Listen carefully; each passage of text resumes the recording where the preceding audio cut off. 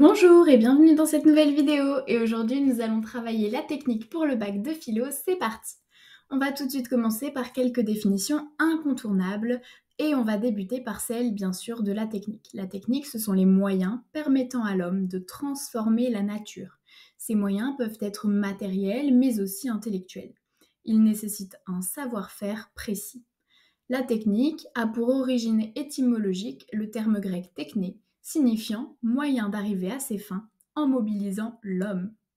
La nature, c'est ce qui n'est pas fabriqué, pas transformé, pas créé par l'homme, ce qui préexiste sans lui.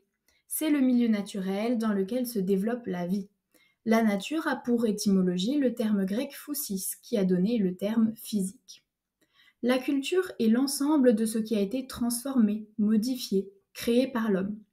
L'outil, c'est le prolongement du corps de l'homme, d'après Bergson. Tout de suite, nous allons commencer par voir qu'il ne faut pas avoir peur de la technique. Et c'est grâce à Aristote que l'on va prouver cela dans un premier temps. Pour lui, l'homme est fait pour la technique. Son corps, et plus particulièrement ses mains, lui permettent d'accomplir de grandes choses, parce qu'il a l'intelligence nécessaire pour exploiter les différentes possibilités donc de son corps, mais surtout de ses mains. Puisqu'en effet, ces fameuses mains peuvent servir de griffes, de pinces, etc. Contrairement aux animaux, l'homme peut s'adapter aux différentes situations en modifiant l'usage qu'il fait de ses mains, au contraire des animaux qui sont quand même assez limités à ce niveau-là. Étudions maintenant le point de vue de Descartes. Pour Descartes, l'homme transforme le monde grâce à son intelligence.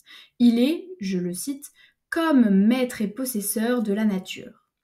Cela veut dire que la technique lui permet d'en avoir une forme de maîtrise et d'adapter le monde à ses besoins, à ses envies.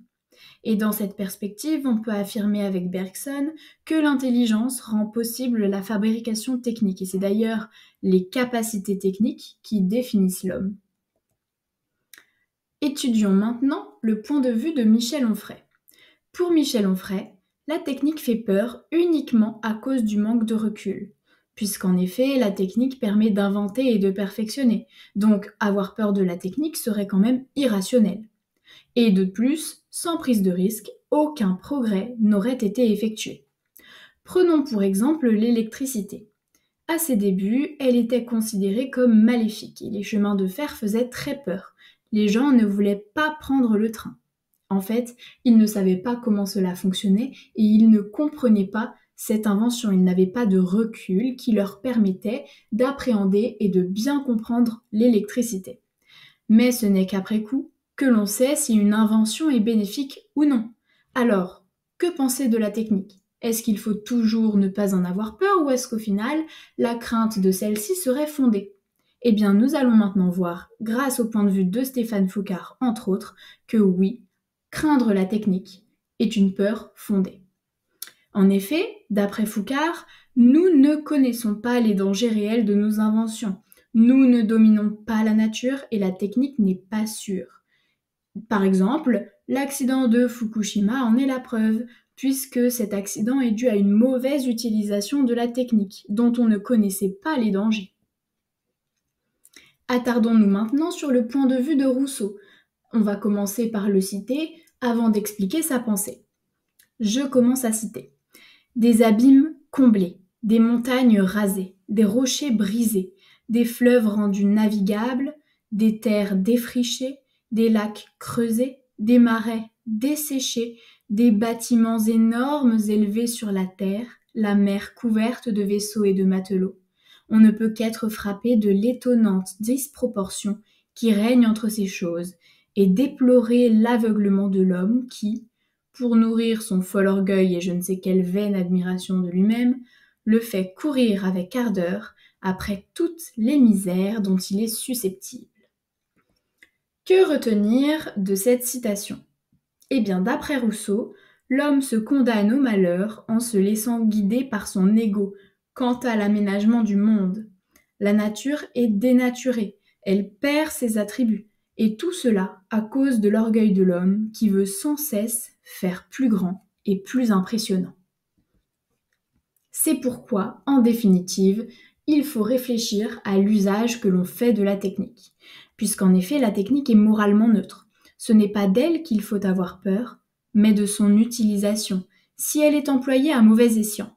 Par exemple, Léonard de Vinci a inventé des machines qui ont servi pour la guerre. Il était dépité d'en avoir été l'inventeur, parce qu'il ne voulait pas qu'elles aient cette utilisation. Lucien Sève va se concentrer sur la technoscience. Mais qu'est-ce que la technoscience? Eh bien, la technoscience, c'est la technique qui est mise au profit de la logique du marché. La recherche scientifique est très coûteuse, alors les financements publics ne suffisent pas toujours. Donc, la technique a recours à des financements privés qui lui imposent d'être rentable et rapide. Et la science et la technique sont au service du marché et du commerce, et c'est risqué. Enfin, terminons avec le point de vue de Hans Jonas. Pour lui, nous devons faire attention aux conséquences de nos actes sur les générations futures, puisque la technique qui vise un profit, il renvoie bien sûr à la technoscience dénoncée par Lucien Sève, sans se soucier des conséquences, est irresponsable. Il faut user de la technique pour l'intérêt général. Et voilà, le cours du jour est terminé et je te dis à très bientôt pour de nouvelles vidéos.